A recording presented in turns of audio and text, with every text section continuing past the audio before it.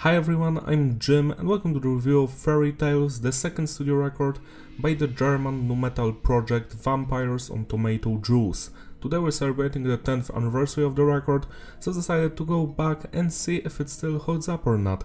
My story with this band is quite simple. I've stumbled upon their music back in 2013 because I was searching for bands similar to System of a Down. And those guys popped up.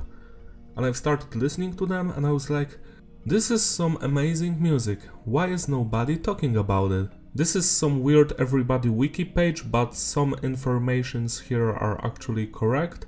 Vampires on Tomato Juice started as a project between Patrick and Pascal. Patrick has a nickname, Trevor, and Pascal is Ben Wolf. So they've basically done all the vocals and all of the music for the band. They would program the drums and bass and then play the guitars and the vocals by themselves. That's the lineup for the first two records. Then Ben, Pascal, left the band either in 2015 or 16, and now it's just Patrick, so Trevor, doing everything by himself, with some frequent collaborators. That's how singles from 2016 and 17 were made as the third studio record. You can find this record on YouTube without any problems, as you can see here. Those three songs are basically bonus tracks. The record actually ends with this one. The production is tight, it's clean but heavy, no loudness war, no clipping, message is diverse, songs are about various topics, similar to System of a Down. They are basically very hard to figure out because this stuff is either about social issues, politics, but it's also goofy, it's about cookies or sex and other stuff. I am not 100% sure what is the message behind those songs, but I do enjoy them. Structure of the tracks is advanced, it goes like this: intro, chorus without vocals, verse, pre-chorus, chorus, a new part, then we get verse number 2 but with slightly altered instrumental part, pre-chorus, chorus, bridge, then another bridge, a completely new part, and intro. That's how most of the songs are structured on this record, and I truly enjoy it because for me this makes the songs stand out and they are more memorable because of it. Music is nu metal, similar to System of a Down, but it's not a carbon copy of that band. They do have their own style. The record starts with an intro, and I don't like it. It has a Viking vibe to it, some singing, some noises here and there. As you know from my previous reviews, I can stand intros, I just want music to start the record. So this is 5 out of 10. V is the first real song here. I guess it's V because vampires or vagina. The first thing you're going to notice here are the guitars. They are very similar to Soat, as they are very crunchy, cool guitar riffs. Easy to play, but very memorable, and they stand out. Like, you hear those riffs and you think, that's fucking cool, man. So I love the guitar work on this record. Next is the bass. It's audible. It mostly follows the guitars. Then we've got the drums, which are programmed and they sound very good. They are groovy and they fit the music.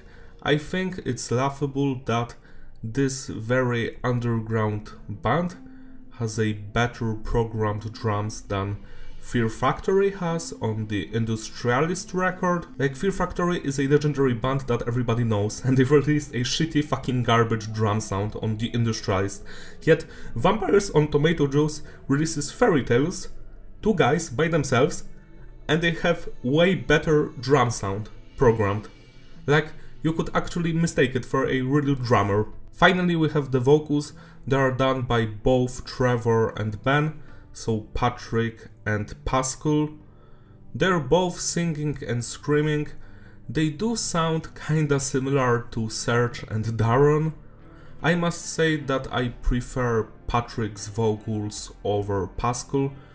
Pascal has a more higher voice, I think, and I like his singing, but every time Patrick is doing some singing, I'm like, yeah, that's the stuff, I love it. But I actually adore both of them when it comes to the vocals.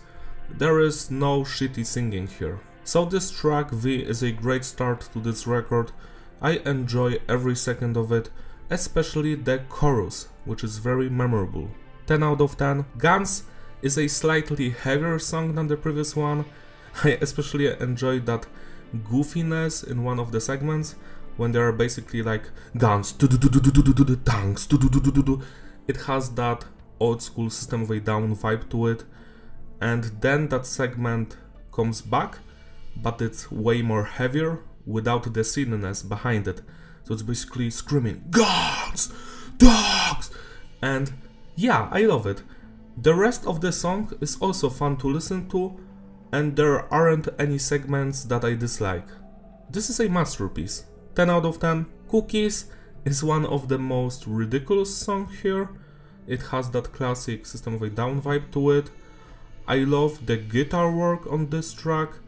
It's very memorable and unique sounding. I'm not even going to mention the vocals, which are hilarious and great at the same time. Addictive sweets, so fluffy.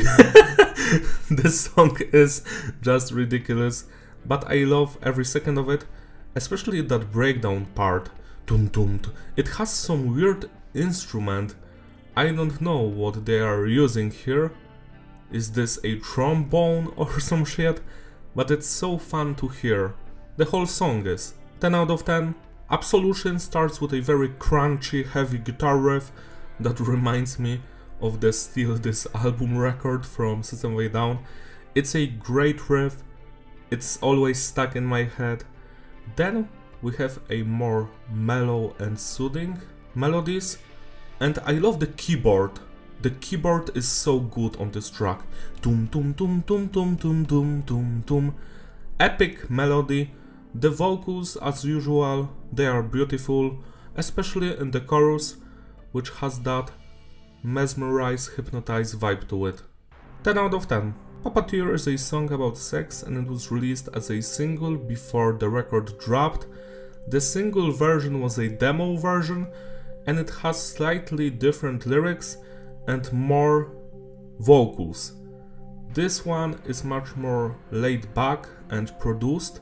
I actually prefer the album version over the single one, because here the breakdown is much better. You know the breakdown part, that tum tum wow, tum tum wow, tum tum wow. That wow is basically that corn guitar effect, you know. I love that part. Pulling your strings, you are going nowhere. Pulling the strings, you are going nowhere. That's my favorite part of the song. But actually the intro is also savage because it's heavy. Great grooviness to it. The whole song is fun. There's nothing wrong with it. 10 out of 10. Shiver. Now this track has amazing verses. I just love them. They're my favorite part of the song. But the chorus and every other part is great as well. Yet again, I see nothing wrong with this song. It always stays in my head, especially the verses. 10 out of 10. Conduire, or however you pronounce it, I'm sorry. This one is not as good as the previous 6 songs. I feel like they've dropped a ball here because the chorus is not as interesting as the rest of the song. I wish the chorus was better. Besides that, the song is great. I love the breakdown at the end and that part at the first minute. Out of my, wow. Good and bad times, you're by my side. Roll my hope, my shiny, something like that. I just love that part because the vocals are so good and that funny guitar riff in the background just crushes my soul. It's so good sounding. 8 out of 10. Dig In is probably another song about sex. This one was released as a single with a music video, and I must say that I love the bounciness and grooviness to this one, especially the intro melody, which kinda can be treated as a chorus maybe.